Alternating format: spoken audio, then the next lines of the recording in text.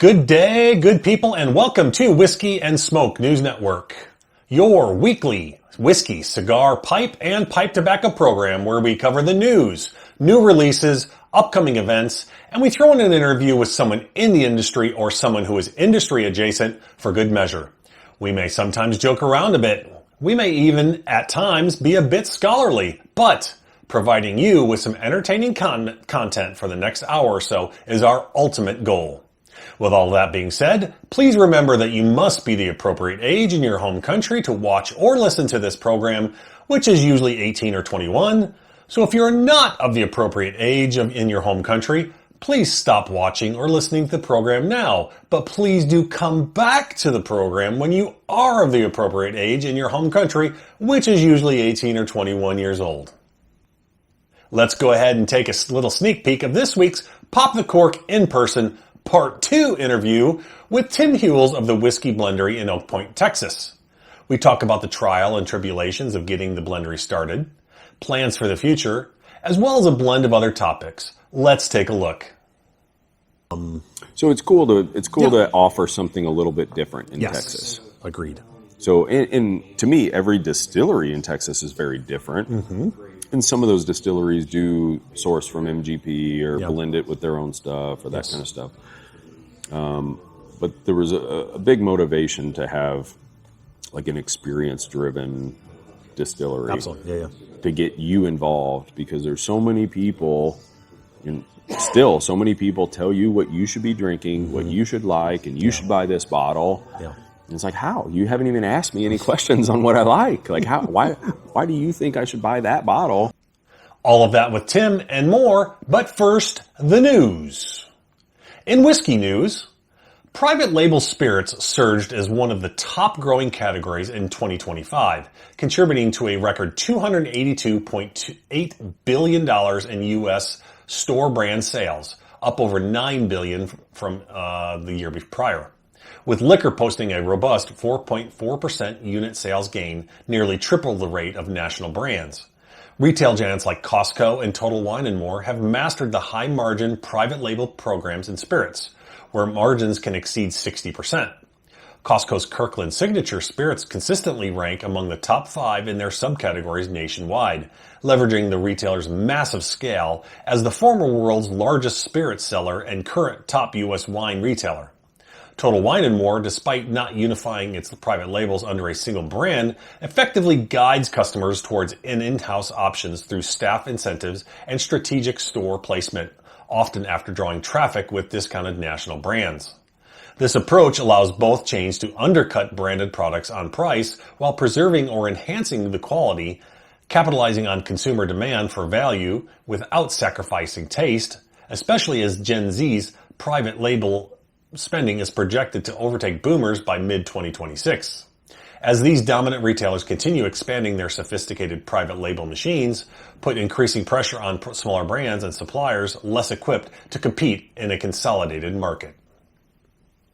In the truly, truly never-ending saga that is Uncle Nearest, new documents reveal deepening financial and legal troubles for the Tennessee whiskey brand.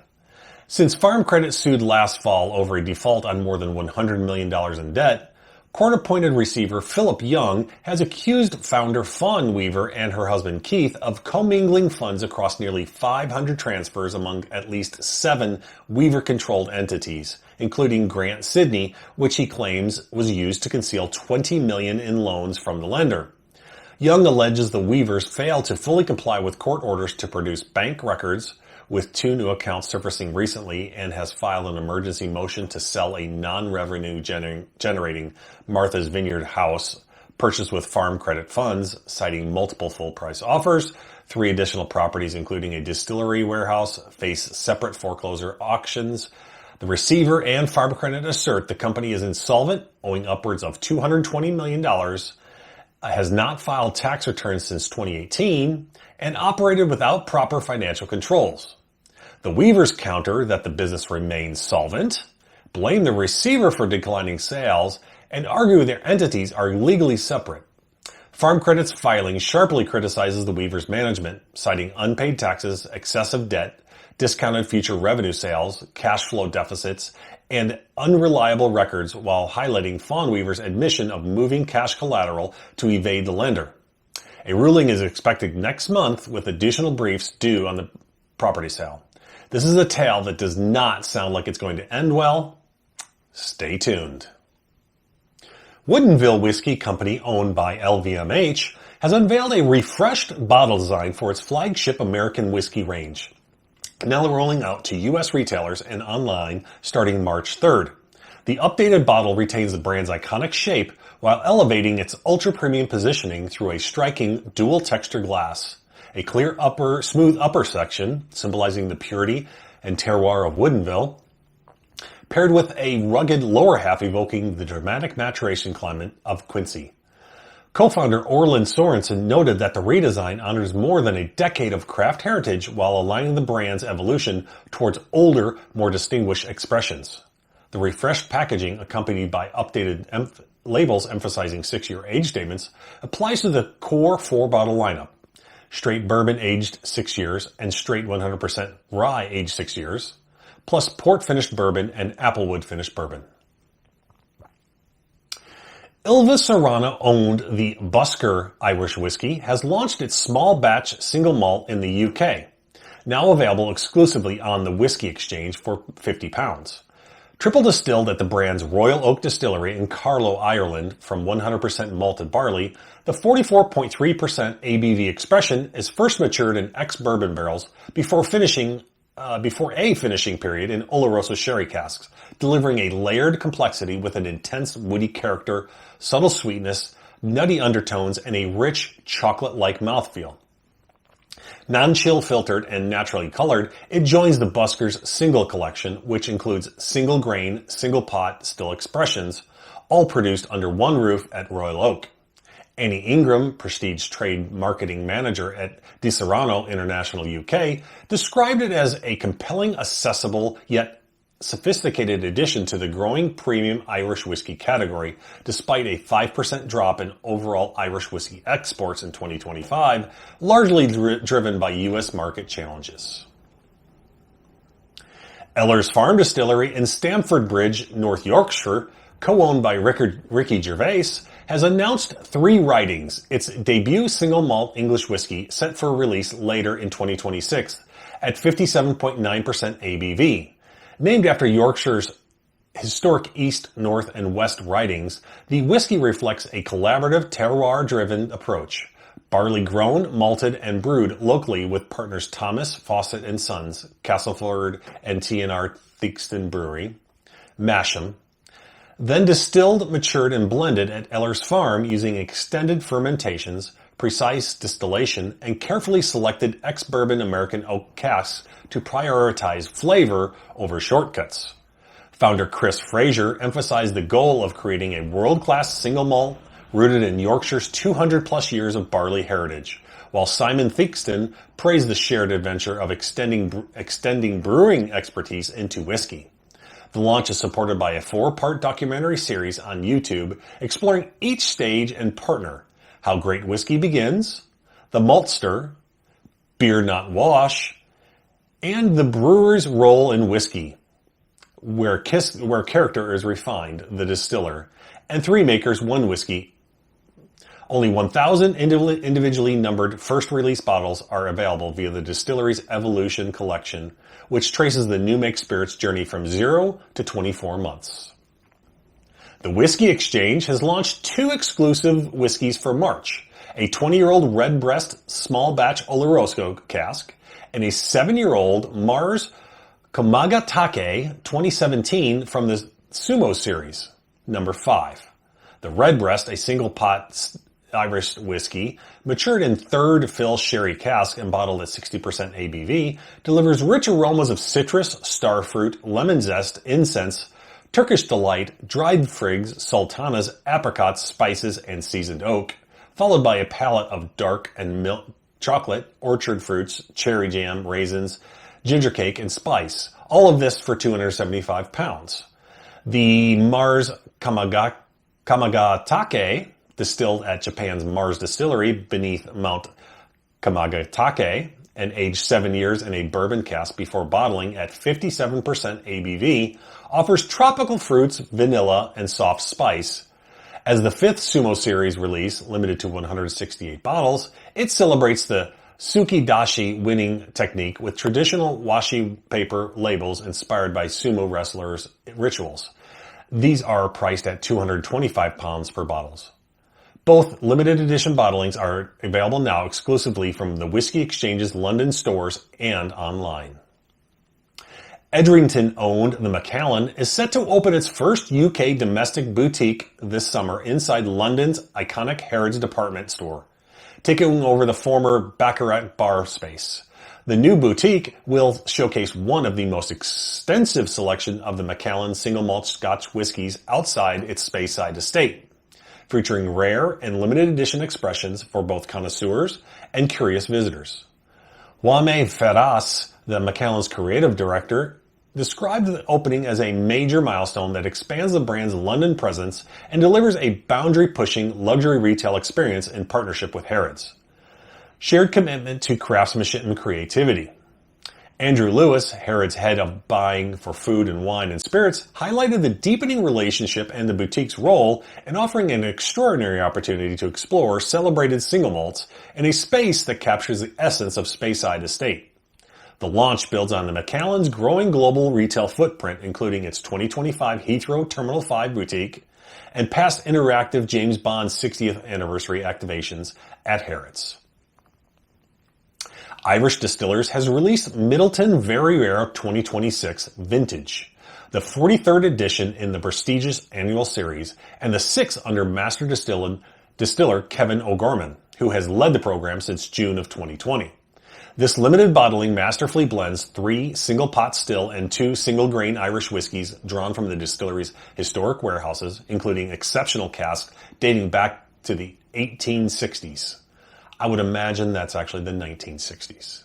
O'Gorman subtly increased the proportion of lighter pot still whiskeys for delicate citrus, lemon zest, and orange peel notes, while enhancing the signature grain component with older ex-bourbon matured stocks to add creme brulee, milk chocolate, butterscotch, toffee, and floral hints of rose petal and geranium.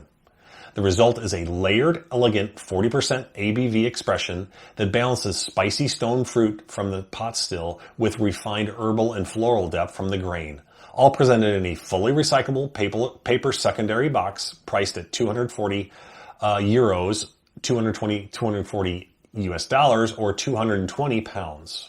Middleton Very Rare 2026 is now available in Ireland, Northern Ireland, Great Britain, Australia, Global Travel Retail, and Irish Distillers brand homes, with wider rollout to additional European and US markets beginning in April. Glen Scotia has unveiled its Campbellton Malts Festival 2026 limited edition single malt, a bold 7-year-old whiskey aged in first fill bourbon barrels and finished for 6 months in a ruby port cask, resulting in a medium peated expression bottled at cask strength for 53.9% ABV and priced at £59 per bottle. Non-chill filtered to preserve its full character, the release celebrates the distillery's signature maritime salinity and big Campbellton personality, layered with a gentle peat, vibrant red fruit, and warming spice from the port finish.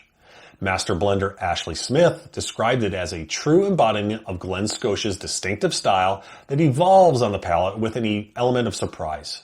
Packaged in a premium navy blue box with a QR code linking to an immersive on-pack experience featuring the distillery team, the whiskey will be available globally online at specialty retailers. The release coincides with the Campbellton Malts Festival on May 19th through the 20th of this year, featuring ticketed and free events, workshops, and tastings, including explorations of the new Glen Scotia 12-year-old, a deconstructed tasting of the festival bottling, and a port-to-port masterclass highlighting cask influences. Teeling Whiskey has released the 4th edition in its Wonders of Wood series, Virgin Carpathian Oak, a limited edition Irish single pot still whiskey that explores the impact of rare oak species on flavor. Crafted from a traditional 50-50 malted and unmalted barley mash bill, triple distilled at the Dublin distillery, and matured in virgin Carpathian oak casks sourced from the ancient forests of Central and Eastern Europe. This 50% ABV expression delivers aromas of rosewater, candied fruits, and freshly cut wood with a palette of spice, apple, pear, and sandalwood. Founder Jack Teeling emphasized the series' focus on curiosity and innovation, noting that the tight-grained, high-tannin Carpathian oak imparts bold, distinctive spice and layered orchard fruit character, while staying true to Ireland's original whiskey style. Priced at a recommended €80 or $93, the release is now available in select markets via the distillery's online shop and supports Teeling's ongoing partnership with the Tree Council of Ireland, funding an additional acre of reforestation in the Irish woodlands following 3 acres planted from prior editions. Chicken Cock Whiskey, America's oldest brand dating to 1856, has introduced Chicken Cock Wheated Kentucky Straight Bourbon as the newest core line offering and the first wheated mash bill in its 168-year history.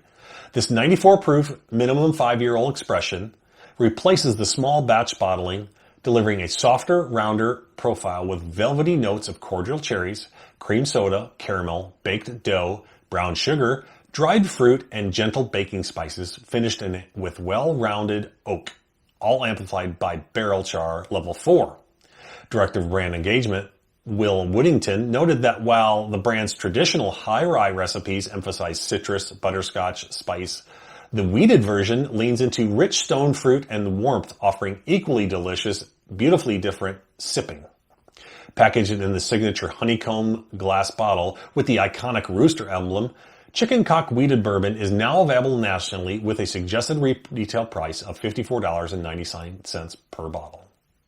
And finally, Bulleit Frontier Whiskey has launched Bulleit Bourbon Mesquite Smoked Malt Kentucky Straight Bourbon Whiskey. That's a long name.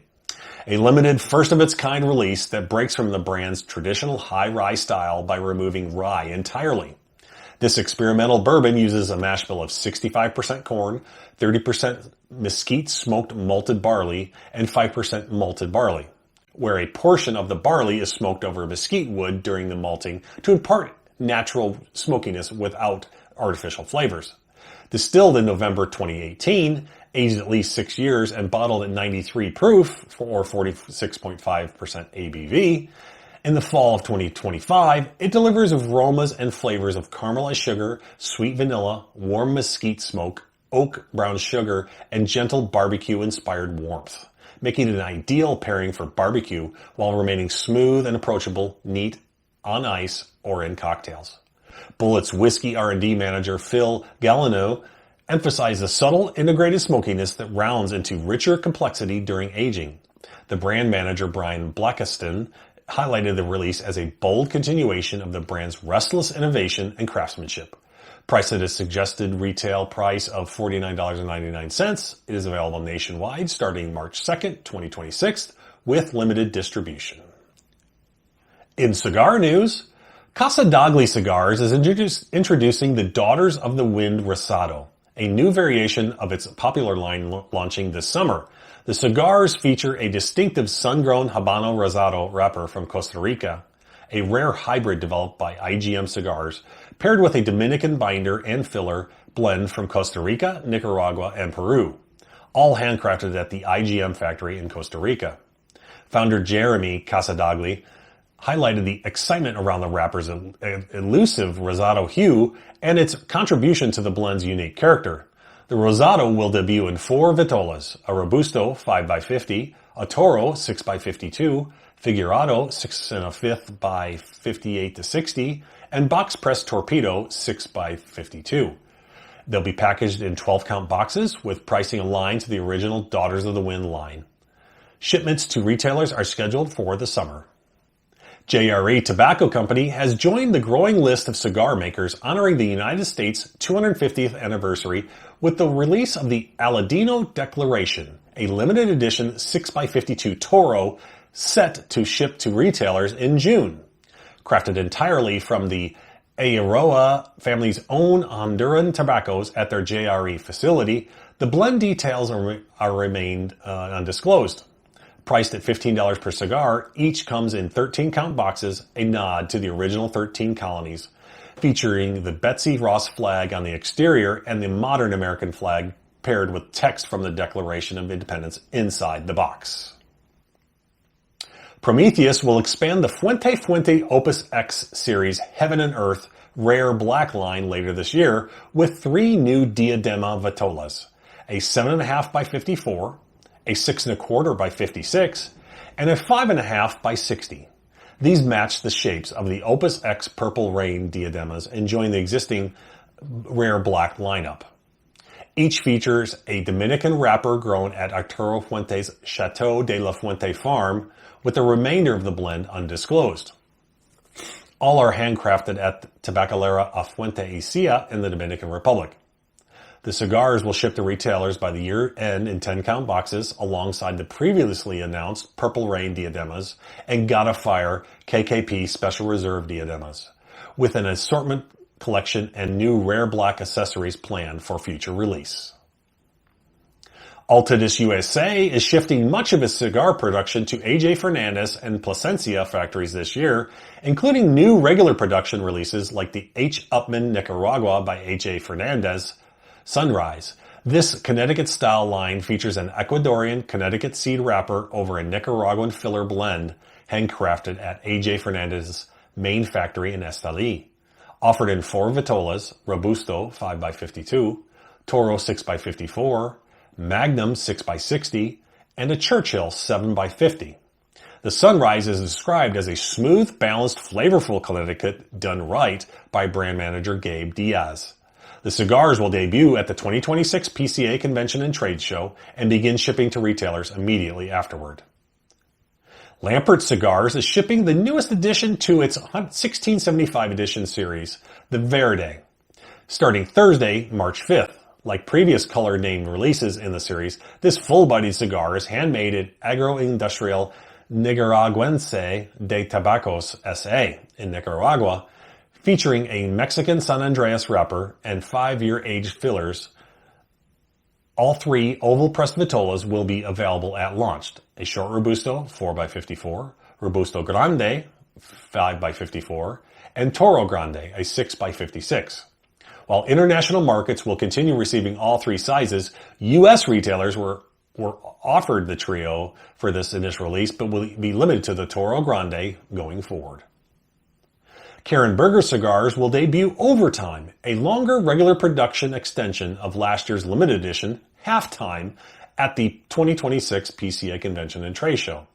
This 6x60 cigar features an Ecuadorian Maduro wrapper, an Indonesian Sumatra seed binder, and Nicaraguan fillers handcrafted at the company's Esteli, Nicaragua factory, delivering the same rich, bold flavor profile as the original 4x60 Halftime, but engineered for extended smoking time. Like Halftime, Overtime includes a pigtail cap and closed foot. It carries an MSRP of $11.50 per cigar. Overtime is for those who want to enjoy a longer experience with their cigar, said Bruce Bush, VP of Sales. The rich, bold flavors that are in Halftime are also present in Overtime, but just built for a longer duration. Boxes will begin shipping to retailers during the show. Tabacalera SLU has launched the Vega Fina Series 2 San Juan de la Maguana, a new 5 3/4 by 52 double perfecto, dubbed San Juaneros. Made entirely from Dominican tobacco and produced at Tabacalera de Garcia in the Eastern Dominican Republic. Described as medium full with woody notes, dried fruits, cocoa spices, and sweet finishes, the cigar draws its name from the San Juan de la Maguana, a key tobacco growing city in the Western Dominican Republic's San Juan Valley. It went on sale in Spain last week with a suggested retail price of €7.80 per stick, and features packaging depicting a vast tobacco farm nestled between valleys. The release will expand to other European markets and China this month. Most Vega Fina cigars are not available in the United States. Caldwell Cigars is releasing 2 new limited editions to its Long Live the Queen line as part of the Crafted and Curated series. Long Live the Queen Forbidden Fruit Claro and Oscuro, both in a single 6x60 Gordo Vitola priced at $16.50 each. While both feature Mexican San Andreas wrappers, Rosado for Claro and Oscuro for Oscuro, They introduce entirely new internal blends distinct from the original and Maduro versions.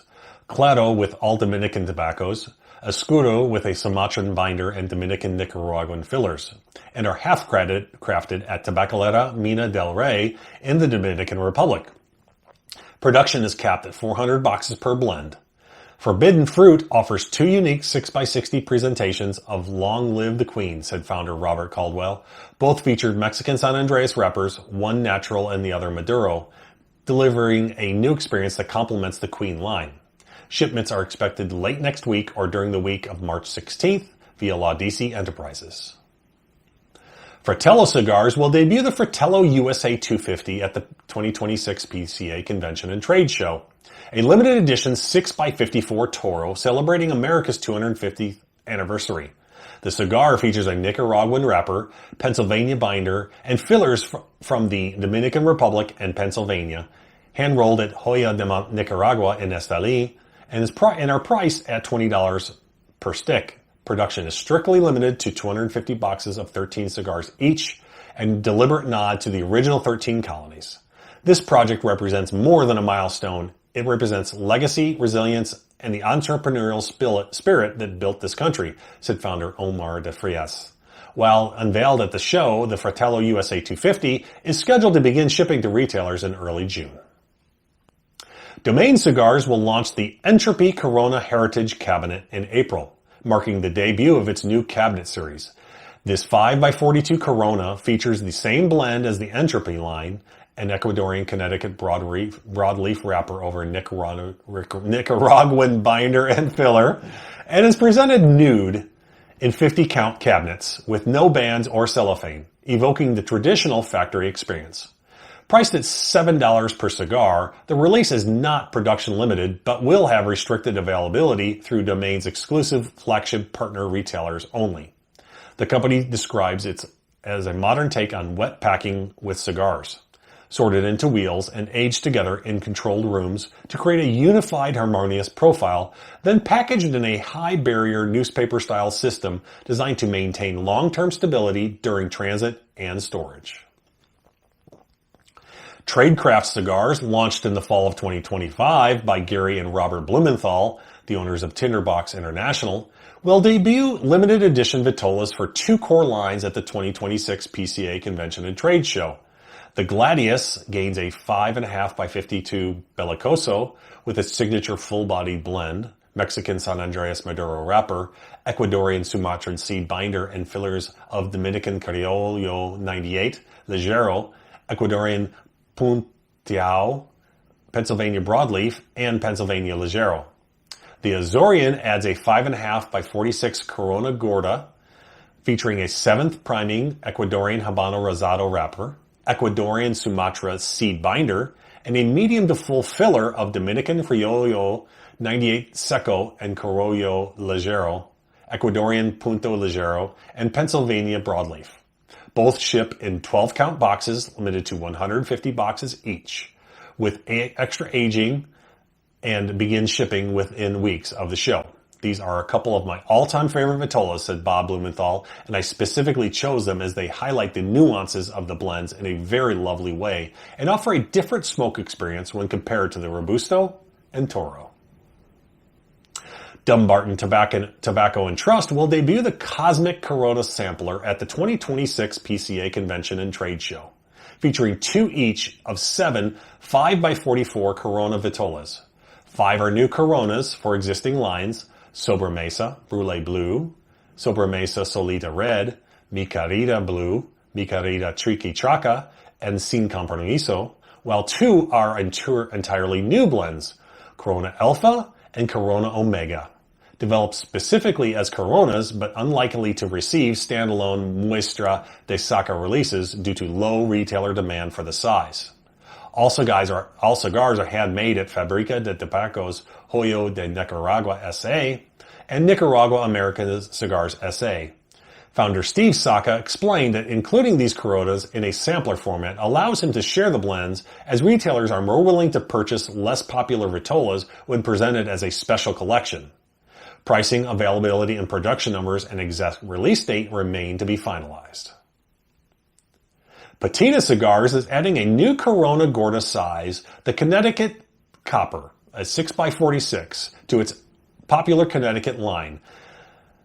Priced at $12.50 per cigar and packaged in 16-count boxes.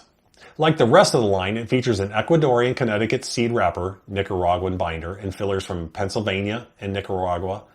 Is handcrafted at Nicaraguan American Cigars S.A. in Esteli. The Copper becomes the 6th regular production Vitola alongside Rustic, Bronze, Oxidation, Artifact, and Precipitation. Some of the Patina's longest and most loyal retailers have been asking for the Connecticut in a Corona Gorda, and I had to listen, said Mal Mali. I'm really excited about this Vitola, which I call the Winter Churchill, because it really showcases the blend in a unique way. Dunbarton Tobacco and Trust is introducing the Sobremesa Tapa Negra, a new variation of its Sobremesa Brulee line that will also debut at the 2026 PCA Convention and Trade Show.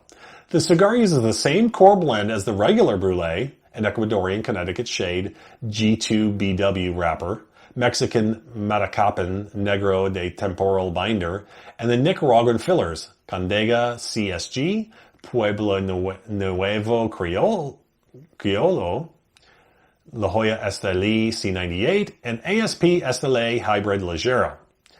But as a Nicaraguan sun-grown wrapper cap and upper inch for enhanced pepper notes while keeping the smoke creamy and smooth. Available in 2 Vitolas, a 5 5/8 by 48 Corona Gorda, and a 6 by 52 Toro. It is produced at Fabrica de Tabacos Hoyo de Nicaragua, S.A. Founder Steve Saka noted that the Tapa Negra technique, inspired by his work in the late 90s, and Hoyo de Nicaragua's cabinet line, delivers a relaxing, mild experience with added spice directly on the palate. CLE Cigar Company will unveil the 1916 Tabacalera Aroa at the 2026 PCA Convention and Trade Show, a new line paying tribute to the Aroa family's 110 years of tobacco growing. Crafted from a 5-year aged Habano wrapper and binder over a prized Corojo and Pinareño fillers, the blend delivers a balanced medium-bodied profile that Santi Aroa describes as generational bridge between his father, Christian's preference for fuller cigars, and his grandfather, Julio's milder taste. Offered in 5 Vitolas, a Robusto 5 by 50, a Toro 6 by 52, a Belicoso 6.5 by 50, El Gordo 5.5 by 60, and the exclusive, the Personal 5.5 by 44. All of these will be for retailers attending CLE's Marrakesh event. The cigars are scheduled to ship in May or June. When I think about my role in the industry, my goal is how do we bring in the next generation and keep the tradition alive for another 100 years, says Santi Aroa. Cigars create memories, and that's what the cigar represents to me. Easy for me to say. Patina Cigars and Viso Horny have released their second collaboration, Leprechaun Dust, a limited edition 5 by 52 Robusto, and is now shipping to stores with an MSRP of $12.50 per cigar. The cigar features an Ecuadorian Candela wrapper over a binder and fillers grown by Oliva Tobacco Company, all handcrafted at Nicaragua American Cigars S.A. in Esteli. Unlike typical Candela cigars that can taste sharp or grassy, the blend is designed for a balanced, approachable profile that doesn't immediately reveal the Candela wrapper in a blind tasting. The name draws inspiration from the Chicago Plumbers Union annual tradition of using leprechaun dust, vegetable powder, to dye the Chicago River green for St. Patrick's Day, reflecting the Midwest roots of both Mal Mali, Patina, and Tyler Jeffrey, Viso Horny. Rocky Patel is launching Sapphire in April, the third premium addition to its unofficial Crown series, following Gold Label and Emerald in 2024. This medium to full-bodied Nicaraguan-made cigar features a Mexican San Andreas wrapper over dual binders, Esteli Nicaraguan and Yamastan Honduran, and aged Nicaraguan fillers from Esteli, Alapa, and Condega, all grown in Patel-owned farms except the wrapper, with 6 to 7-year-old leaf for added richness and complexity. Offered in 4 sizes, a Robusto 5.5 by 50, a Toro 6.5 by 52, a 60 6 by 60, and a Corona Gorda, a 6 by 46. The cigars ship in polished, gem-shaped 20-count boxes exclusively to retailers after the PCA trade show in New Orleans next month, with no catalog or online availability planned. And finally, J.C. Newman has begun shipping the Angel Cuesta Shade Doble Robusto, the second Vitola in its Angel Cuesta shade line, after the Toro debuted in December of 2024. The cigar features a Nicaraguan shade-grown wrapper and is handmade at the company's El Reloj factory in Tampa's Ybor City, the last large-scale cigar factory still rolling in the United States. The third announced size, Salamones, remains to be announced. For 2026, all Reloj-made cigars will carry a special America 250 secondary band as part of the J.C. Newman's partnership with the United States Semi-Quincentennial Commission. When my grandfather founded our family business in 1895, there were 40,000 cigar factories in the United States, said owner Drew Newman. Today, El Reloj is the last large cigar factory still rolling cigars in the country. It is our privilege to keep America's historic cigar-making tradition alive by handcrafting exquisite cigars in the United States. In pipe tobacco news, which is, as you have known, is rare, Cornell and Diehl released the 2026 small batch version of Steamworks. It is a complex Virginia Oriental flake that explores the deep natural sweetness of 6 exquisite flue-cured grades, ranging from deep mahogany to brighter lemon and orange crops, enhanced by 2 distinct steaming processes. Presented in unsteamed, partially steamed, and blackened formats, these top-tier Virginia grades, combined with a selection of vintage heirloom Orientals, including Black Sea Sokum Leaf from 2005 and genuine Louisiana Preak from C&D's exclusive farm in St. James Parish, Louisiana, to create a naturally sweet, subtly spicy, and exhilarating smoking mixture with a rich, matured flavor right out of the tin. Check your local brick and mortar to see if they still have any in stock. Through March 31st at 11:59 p.m. Eastern Time, customers who purchase any new Peterson pipe on smokingpipes.com will receive a free tin of Cornell & Diehl's St. Patrick's Day Reserve. This limited edition blend celebrates Ireland's patron saint with bright Virginia's three distinct Cavendish varieties and rich old world notes of hazelnut and vanilla, delivering a smooth, naturally sweet, creamy smoke that pairs beautifully with the holiday drinks like Irish coffee or, of course, a pint of Guinness. Now, in upcoming events, there will be an educational tasting for Glen Murray at the Algiers Club in Dallas, Texas on March 12th, as well as a Meet the Maker for Leaper's Fork Distillery on March 13th. The Great Smoke Festival will be happening on March 12th through the 15th at the South Florida Fair in Palm Beach, Florida. Whiskey Riot Dallas will be happening on March 14th at Fair Park in Dallas.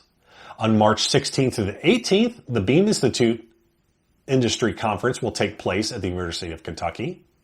On March 21st, the Independent Spirits Festival will take place in Leith, Scotland. Also on March 21st, there will be a Meet the Maker of Mugen Spirit Whiskey with Kojin Tashiro at the Algiers Club in Dallas. Whiskey Shift Lucerne will happen on March 26th through the 28th at the Navigation Company of Lake Lucerne in Switzerland. Whiskey Live and Fine Spirits London will happen on March 27th through the 28th at the Fireworks Factory in Woolwich, London. DailyCon 2026, the Cigars Daily Festival, will happen in Phoenix, Arizona on March 28th from 10:30 in the morning to 5 p.m. Whiskey Riot Houston will happen on March 28th at Post Houston. The Texas Whiskey Festival will take place April 8th at Star Hill Ranch in Bee Cave, Texas. The Premium Cigar Association Trade Show is once again in New Orleans from April 17th through the 20th.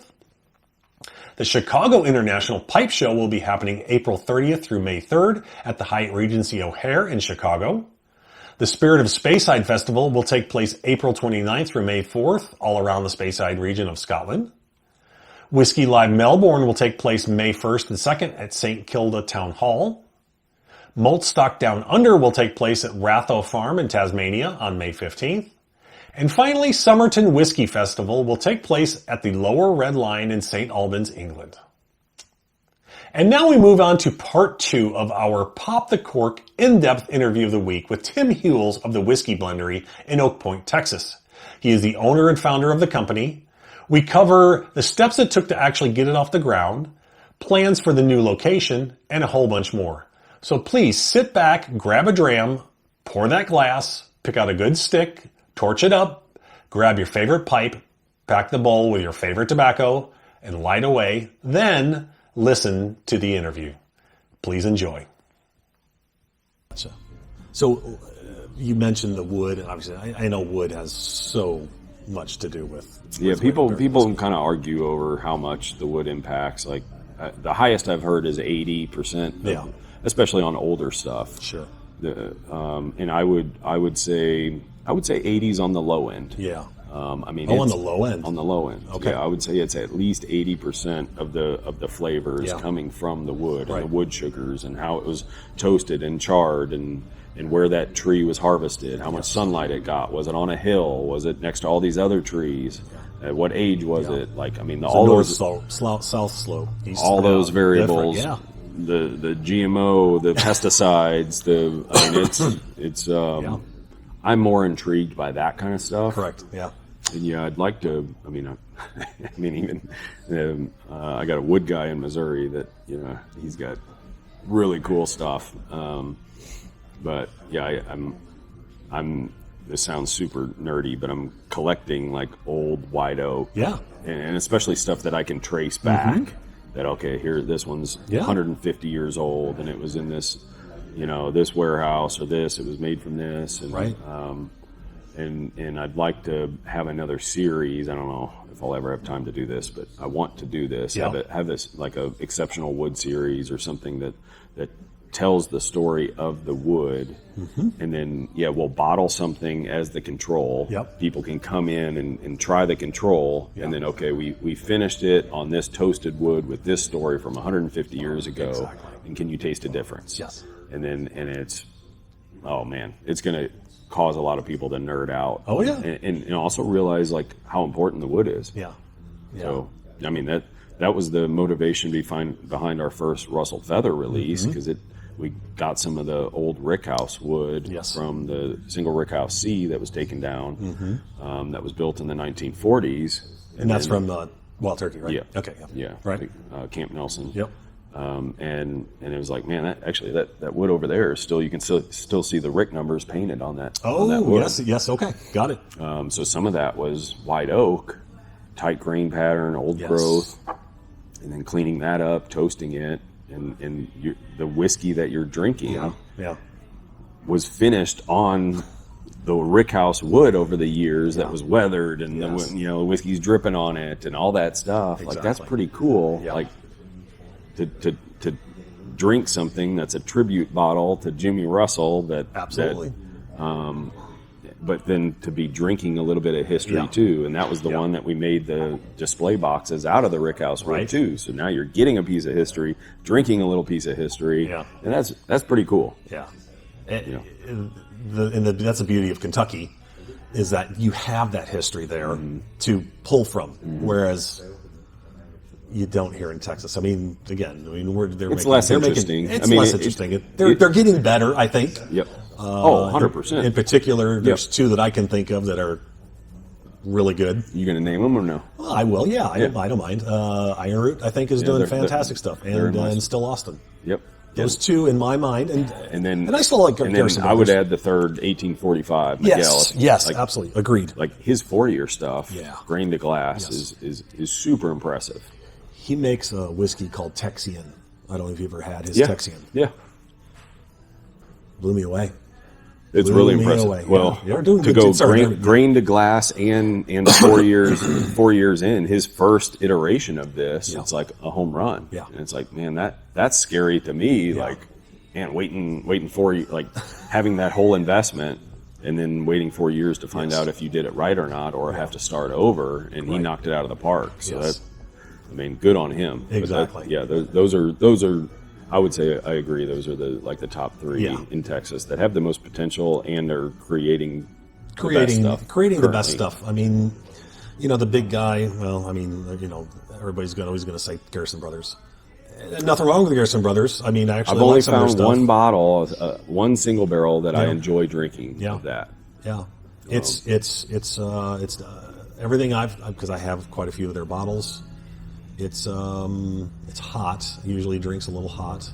It's good. It tastes good, they're but speeding up everything. Exactly. So the smaller barrels and the high heat and all that, and it comes out super dark and all that. I mean, they found their swim lane and they market their swim lane. Yeah, and obviously people love it because they buy it. Yep. By the whatever shit ton. Yep.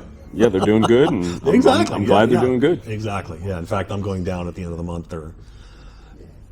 They've never introduced a bottled in bond. Did you know that? Yeah. They never have. They are now. I think it's their 10th core line that they're going to have. So, Okay. Anyway. Yeah. Cool. Yeah. Have you tried it? I'm getting sent a sample, but I have not tried it yet. No.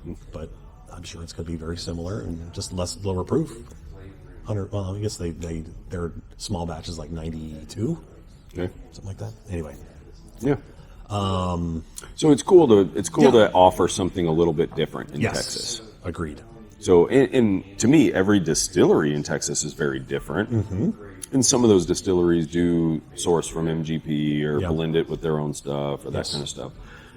But there was a big motivation to have like an experience-driven distillery. Absolutely. Yeah. To get you involved, because there's so many people, and still so many people tell you what you should be drinking, what you should like, and you should buy this bottle. Yeah.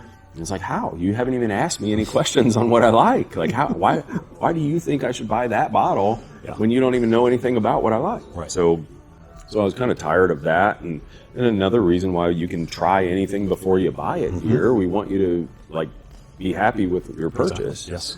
And if you can come in and do a fill your own bottle experience or a blending experience, you're making what you like, not what I'm telling you is good or Exactly. what. Like that's why we try to like set you up, tell you what it is, and then leave. Like let you figure it out. Absolutely. That's the beauty of it. It is, and the it's blending fun is crazy. because you can in 20, 30 minutes usually people usually give feedback like, wow, I didn't know that blending was that challenging. Right. Because I mean they might try 10 or 15 different blends on a small scale. Ooh, nope, that one's not good. That one's terrible. And then they tweak it by like 5%, and then it makes magic. Correct. And then it blows their mind that that's even possible. Yep. And then they're so bought into that recipe Absolutely. and how cool it is, and to share the story, and then they want to come back and do it with different barrels, and like that's fun to us. Yeah. And then I mean we've even.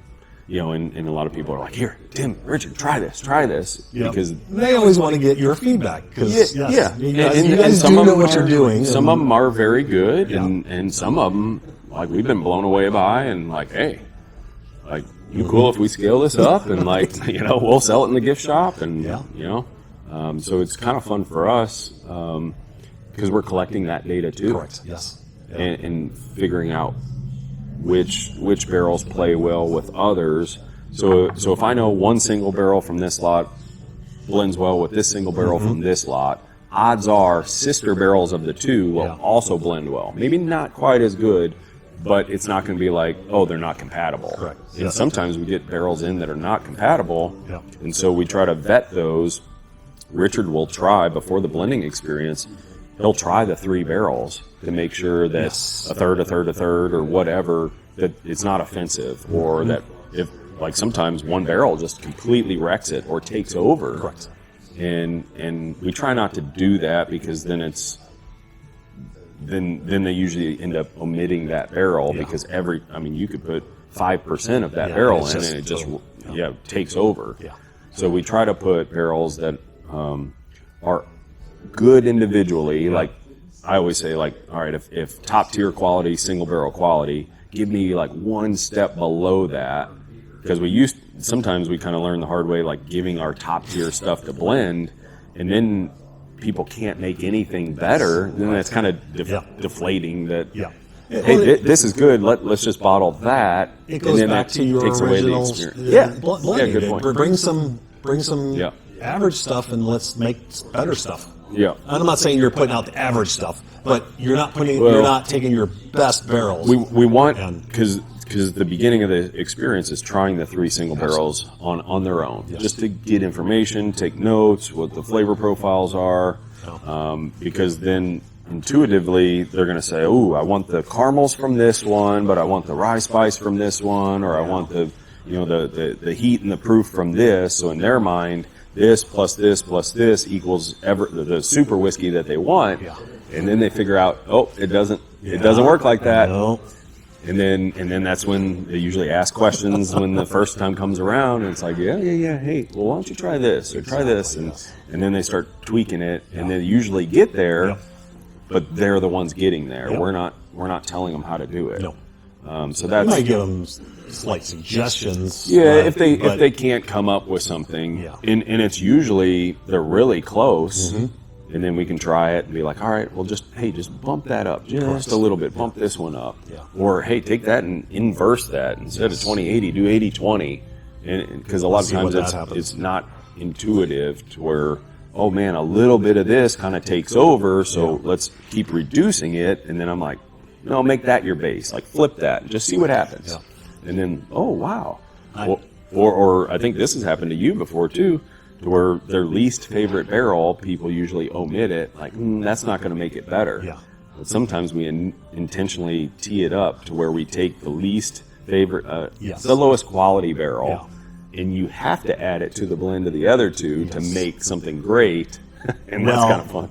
You kind of did that this year in the Battle of the Blends. Yeah. And what was that?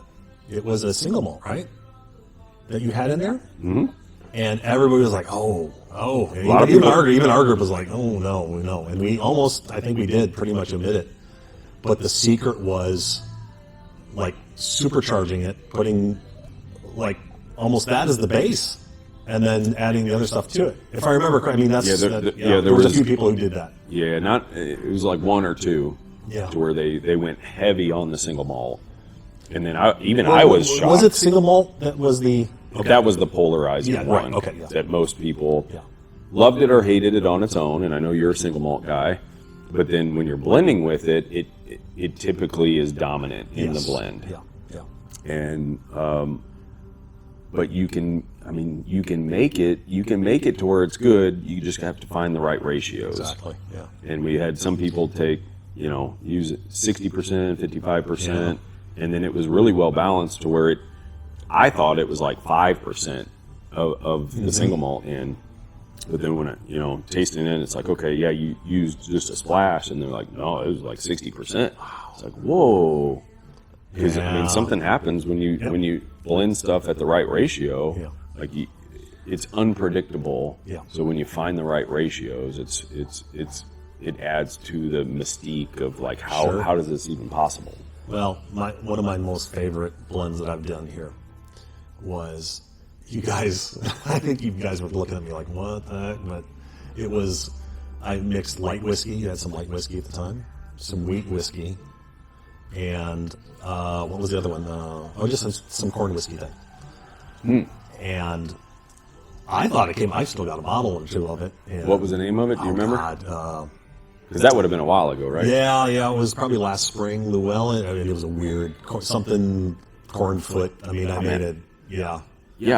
Light whiskey's another thing, like similar to the single malts. Like it can be done well, and it can be done right, but it can also mess things up. Sure. Too. Yeah. So, but you've had some really good light whiskeys. Oh yeah, really good.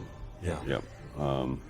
We've actually got a project going that people keep trying. I'm like, Richard, stop having people try it. Like this was our project. Like it's in a buff turkey. Like it's a hazmat deal finished in a buff turkey, and it's like it's tracking really well. Got it. But I think it just needs a little time.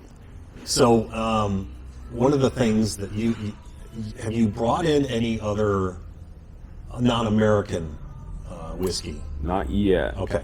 Not yet. So 2 things. I had brought some people from one's an American from the DC area, and the other one's a young Jack Breslin with Uncharted Whiskey. He came in from Scotland. From Scotland. Yeah. And Great guys, by the way. Was it? I don't know. Actually, it might have been December, wasn't it? It was December. It was December. Yeah. That's how time's flying.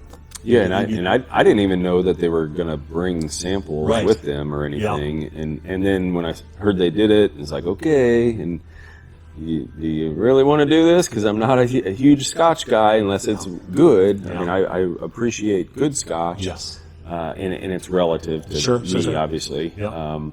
And Richard's a huge Scotch fan. Yeah. So Yeah, we nerd out with each other. Yeah. We sat down and like I was really impressed with the samples that he had. Yeah. And we made a deal. I don't know if it was 35 or 36 year. Yeah. Yeah.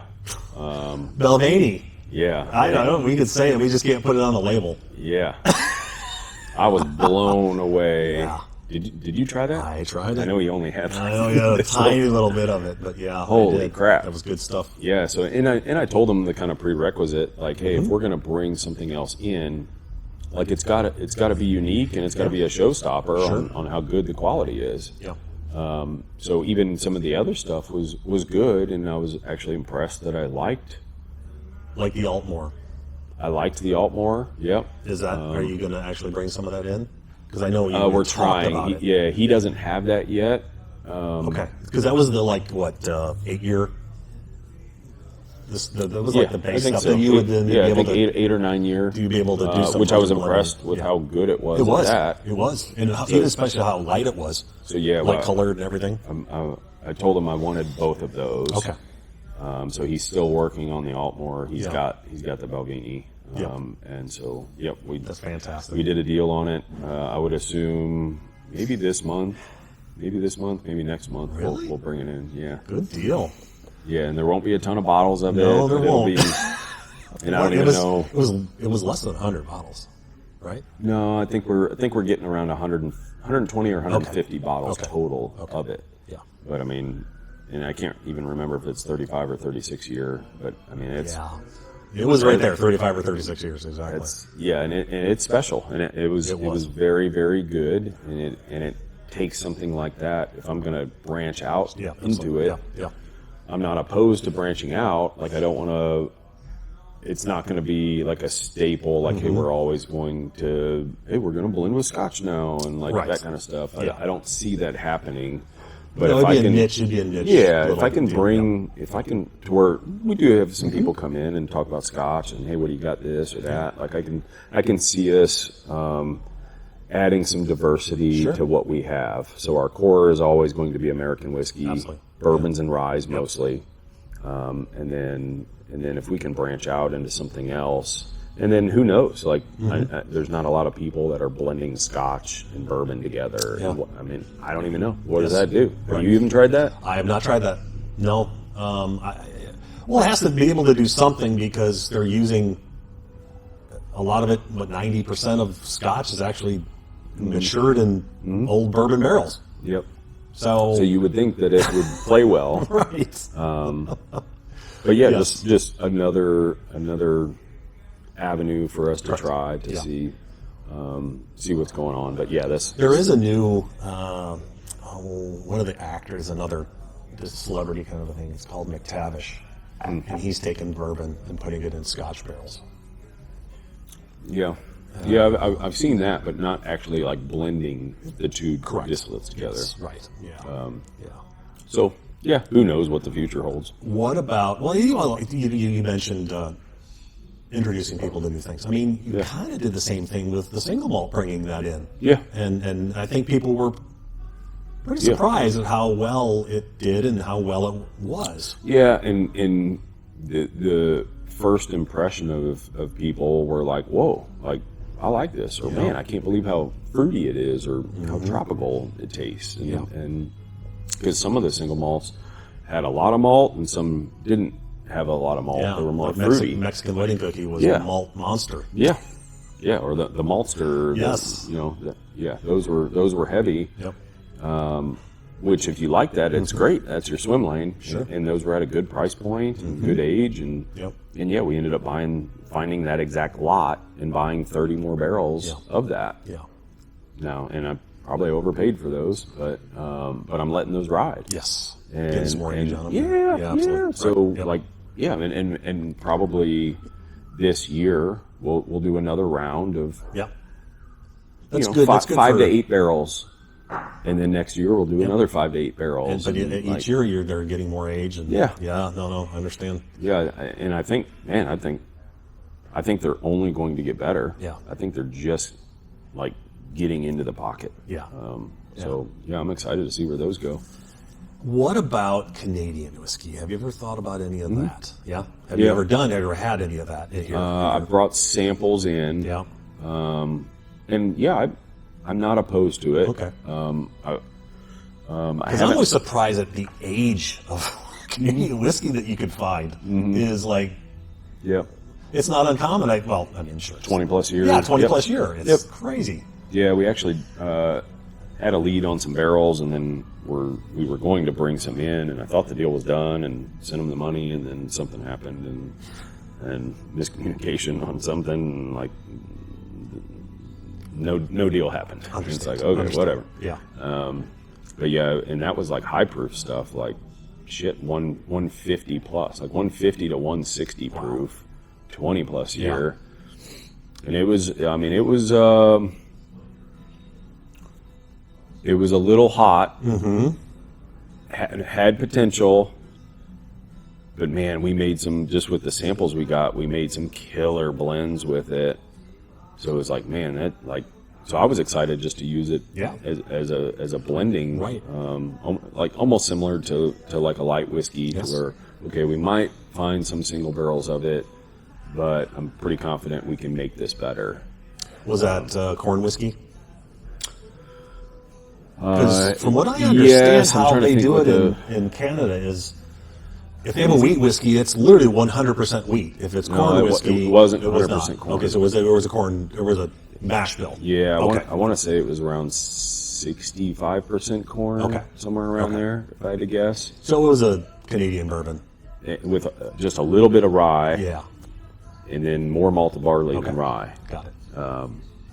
But yeah, I'm open to it. Yeah. We tried to do it, didn't work out, and then now we're getting such good barrels with other stuff that it's like, I don't know, adding another thing right now, like You don't need to. I don't need to, and it just splits my attention. Yes. No, I get it. We've got a lot of stuff, and even our expansion and all that. Like that takes a lot of our time. And I was on a call before hopping on here too. Yeah. And that place is going to be badass. Yeah. Like. Yeah. Do you want to talk about that a little bit? Yeah. Okay. Sure. So Yes, you're going to be doing a new place, basically your own place. We've been working on it for a couple years. Yeah. And we had options in different cities, and but yeah, we chose Little Elm, and Which we're close to Little Elm right here in Oak Point. It's just so it'll be a little bit. The new headquarters will be like 10 minutes away. Right. So that was a perk. But also it's like, yeah, we're gonna have multiple buildings, meaning like we'll have a large, roughly 10,000 square foot customer experience building. Yep. So because right now it's like we're sitting in a 1,000-foot tasting room that's only for members, and then we've got a little 100 square foot gift shop, and that's it. Yeah. Other than our production, which is another like 1,200 square feet, and that's all we got. Yeah. And we got very little parking and any of that stuff. So it's like we outgrew this place after really the first year. Yep. And even like we have to pick and choose how many barrels we can bring in, and like so we'll have it'll be more like a destination distillery. Sure. So we'll have our own rick house, and a better production area, but the customer experience building will be able to. We've got a very nice public tasting bar. Excellent. So you don't have to be a member to come in. Yep.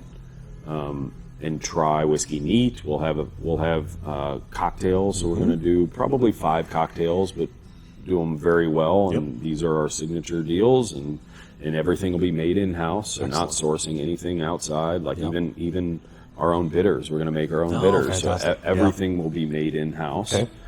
It'll have a nice patio with fireplace and overlook the lake, and and we'll have a cigar lounge. Beautiful. We'll keep I mean, everybody asked for that, exactly, right? But it'll be, the cigar lounge is only going to be about 350 square feet. But enough to... Enough to where, if you want to smoke a cigar, we'll have a nice space for that. Yeah.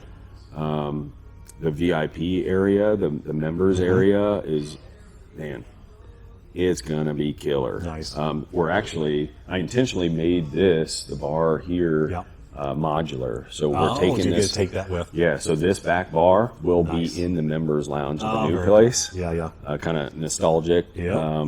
But we'll have a bigger bar, wrap around, that kind of stuff that, we can only seat 4 people here. Yep. It'll seat at least 8. Yep. And then more lockers, better lockers, more seating area. And then we'll have a separate area that you kind of walk through this archway, and that's going to be called the dugout. Nice. So to where the bar here and the tables, everything's going to be like high top. Yep. But then kind of like the lounge area that's over here, that's going to be the dugout. So all lower seating and like a banquette that, that has, a curtain for privacy and like just really kind of a chill feel. Very cool. I can't wait. Yeah, and it'll have if you like baseball, it'll have a baseball theme. Okay. So old memorabilia from the 1950s and stuff. So it'll be really cool. And then we'll actually have a podcast studio, so you're welcome to use that when you want. Beautiful. And then so the dugout will also act like a green room for the podcast studio. So yeah, and a really nice gift shop. Yeah. And I mean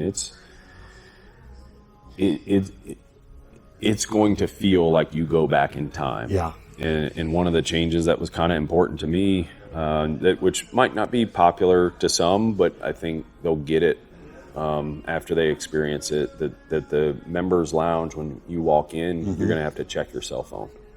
Oh. So no cell phones. Okay. So no TVs, no cell phones. It's going to be a very intentional space. You want people, when they're in there to enjoy themselves. Be present with the people that you're with. Yes, yeah. Not just be on your phone the entire time. Really enjoy the whiskey, learn about the whiskey, and I mean, you can have your cell phone anywhere. And if you need to make a call, grab it, go outside, make a call, do whatever you got to do. Yeah. But yeah, we're going to make that space very intentional. Nice. And I think it's going to be kind of cause a little ruffle at first, until they get it. Oh, well, I got to do this business meeting or this or that. Hey, no problem. Just do it somewhere else. Yeah, not right here. Yeah, not here. And we'll this is not a co-work space. Yeah, and we'll have a laboratory area that we'll do for like group tastings, and then we'll have AV set up and to where we can do virtual tastings and things like that. We'll have a blending area, so kind of similar to the blending table that we're on now, but it'll be more like a boardroom style. Correct. Separate area just for blending, high-end finish out, whiteboards on the walls, and like really like have you dive into creating something special. Very cool. And actually the lab and the blending area will have a partition that you can pull off and combine the two areas, and then it's cool. And then even the corridor to get there, you're going through archways and having a lot of historic things along the way that you can read about whiskey. And so it's I can't tell that you're excited. Oh man. Well, I saw the first not rendering, but like a 3D kind of walkthrough. Yeah. So then as you kind of walk through the corridors and you pass the lab and the blending area and all that stuff, and then you go into the public cocktail area. I mean, we've got a very large bar.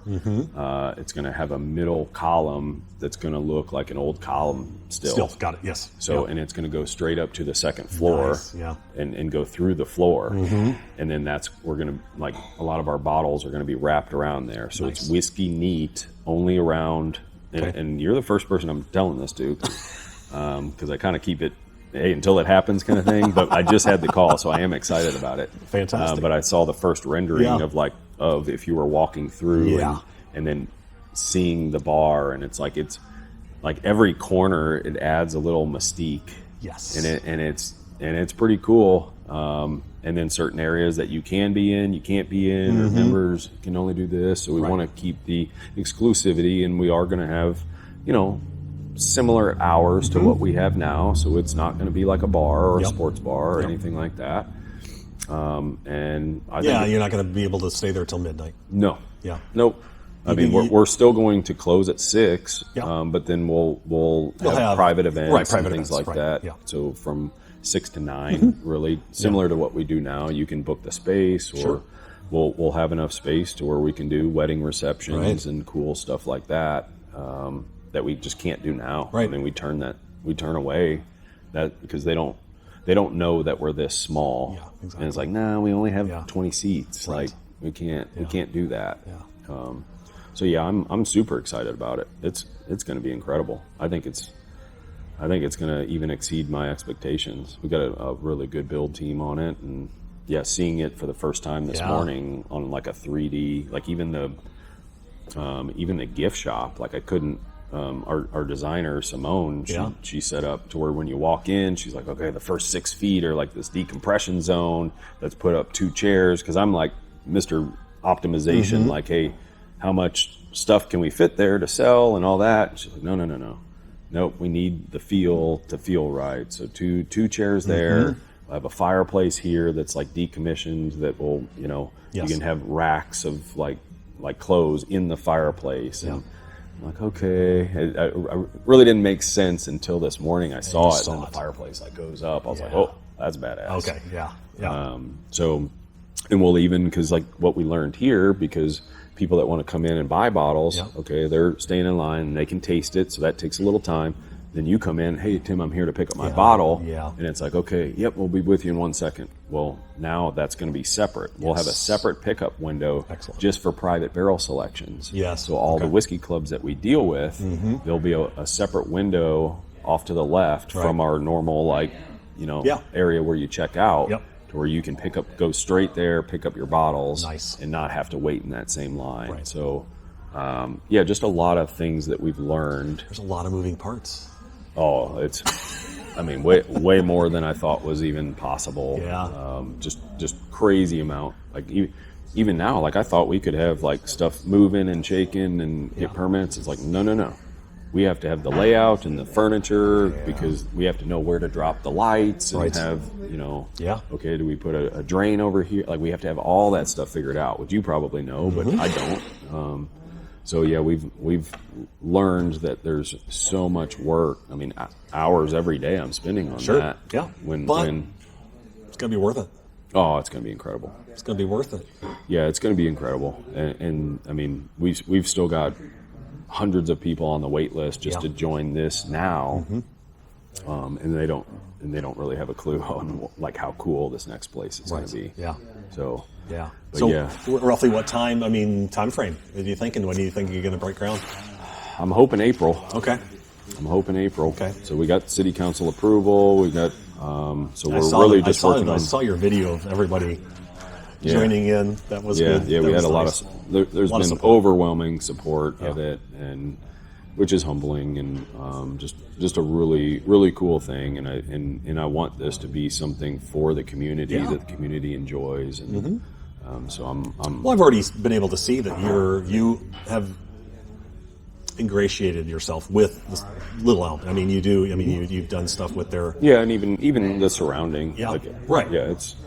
Yeah, even like just the Metroplex and like getting involved with a couple charitable organizations and then because whiskey's really good for that. Absolutely, like raising money for certain things. Like we're so fortunate to have such good barrels and good members and good everything. That it's like we need to give back and pour back into the community.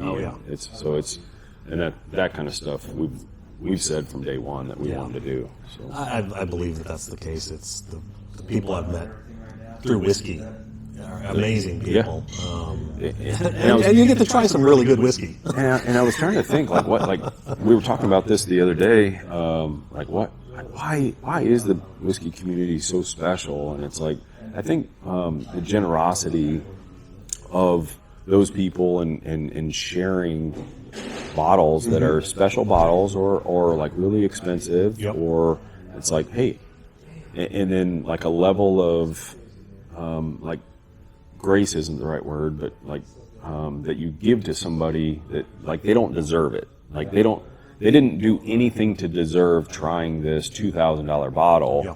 But here are these people coming in here and sharing it. Yeah. Or just, oh, you missed out on one of these bottles, and oh, you really wanted one? Here, take one of mine. Yes. Like, we see that every day. Yeah. And that is so cool to have so many people, almost all the members here, have that abundance mindset and just generosity that comes from a good place in their heart. They don't want anything from it other than like to watch your face when you try it. Absolutely. And there's something to be said with that. Oh yeah. And then like, there were so many people that stopped us in Missouri at the Whiskey and Wine Social that we were a part of, that just to tell us a story on what this bottle meant to them.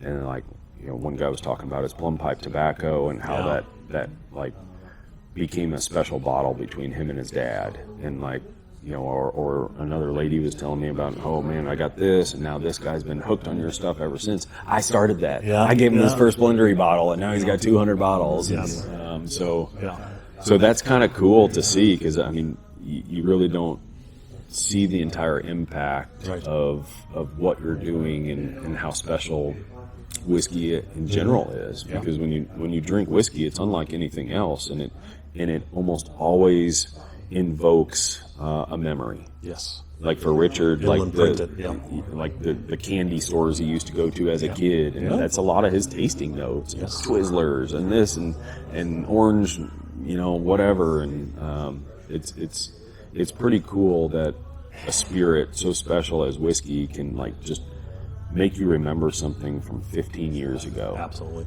Yes. Or just if you're cracking that one bottle, and the next time you crack it, you remember when, you know, who you were with. Yes. And the memories you created over that whiskey. And man, that's part of the magic. Yeah, agreed, 100%. Couldn't say it any better than that, Tim. So I thank you so much for sitting down, spending some time with me, and giving me some little background and some nuggets there at the end. Yeah. On the we got a lot of cool stuff coming, and I mean, you've been a supporter of ours from ever since you found us. Yeah, absolutely. And so you mean a lot to us too. Well, so and I will continue to be a supporter because it's good stuff. Again, I mean it 100%. You guys are producing quality, not quantity. It's not like you're trying to push out as much as possible. It's you're only putting it out if it's good. Yep.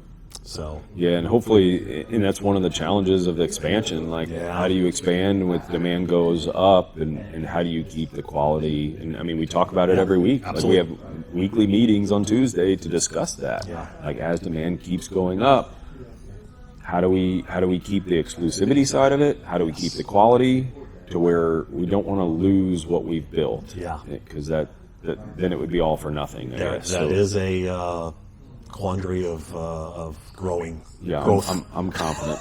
I'm very confident that we'll keep it. I think you won't get too big for your britches. No, I don't think so. No, and it's crazy. Like, we still get people all the time. They'll even do a fill your own bottle experience, and then they'll pull me aside. Tim, are you taking investors? Like, this was incredible. Like, this was so much fun. We need one of these in East Dallas, or we need one of these here, or like even in Missouri. There's somebody saying, hey, if you ever expand in Missouri, call me first. Like, it's like, hey, thank you. That's humbling to hear that you don't know me from anything, and you want to invest your hard-earned money into this, but there's a reason why we don't take investors, and there's a reason why we don't distribute. Yes. That, like, we want to keep quality high, we want to keep the experience high, and that's special to us, because there's not a lot of brands that are not like that, and even starting out, there was a lot of other brands that I respect that told me,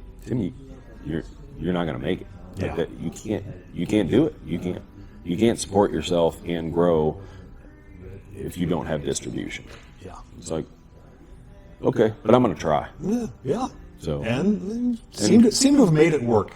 To where in the beginning I said, hey, we were slower than what I thought we would be, and then we kind of hit what I thought we would be, and then for the last year we were we were roughly 3 times busier last year than we were the year before. So, and we're basically at capacity from a production standpoint to keep quality high. Like we're not going to have the growth this year that we had last year just because we can't. You can't. Like we can't with this space. So we're just going to kind of use that as an opportunity to continue to buy really good barrels. Vet new ideas, vet new whiskey, and add diversity to what we offer. Yeah. But then really pour into the new space. Yeah. So no, that's great. No, thank you again. Appreciate it. Yeah, it was a lot of fun. Awesome. Thank you, man. Yeah, appreciate it. Good deal. I want to thank Tim for taking some time and sitting down with me for a wonderful interview. Now, this is the segment I like to call, What is Chris Putting in His Mouth? The dram of the week is from Copper and Cask. It's their private batch for specs here in Texas. You can see that for specs. This one is their bourbon cigar blend, which is finished in Armagnac, sherry, and cognac barrels. It comes in at 55.8% ABV and has an 8-year age statement. And best of all, it was only priced at about $55 to $60 per bottle. I'm a sucker for a good cigar blend, or anything finished in an Armagnac barrel for that matter. And this one does not disappoint. It's both sweet and savory in just the correct amounts. Copper and Cask has been releasing some amazing bottles of whiskey, and we can add this bottle to the list. The stick of the week comes from Roma Craft and their Intemperance Whiskey Rebellion 1794 Bradford, a 5x56 Robusto Extra. It has filler tobacco from both Nicaragua and the Dominican Republic, an Indonesian binder, and an Ecuadorian wrapper. Its flavor profile is medium plus, with malted milk balls, chocolate, espresso, luscious cream, Brazil nuts, raisins, sweet pear, and black tea coming through. This is a great cigar, and I would expect nothing less from Roma Craft. I've not been disappointed with anything that I've tried from them in the past. Now, as always, I want to thank you for joining me on this amazing journey to learn all that I can about these three amazing industries. I hope that you were able to learn something new from this episode, but more importantly, I hope that you were entertained and will continue to listen and watch the program moving forward. Please remember to subscribe to the channel, ring the bell, like the video, and leave comments. Please, please, please leave comments, and please spread the word to your friends and family. I always love having new followers. You can find us on Instagram, Facebook, YouTube, Spotify, Amazon Music, and Apple Podcasts. And if you wouldn't mind, please leave a review, as that helps the algorithm help other people find the channel. Also, please let me know any ideas you would like to hear about in upcoming episodes, and I will see what I can conjure up. I will see you next week on the Whisky and Smoke News Network, and remember, please drink and smoke responsibly. Have a great day.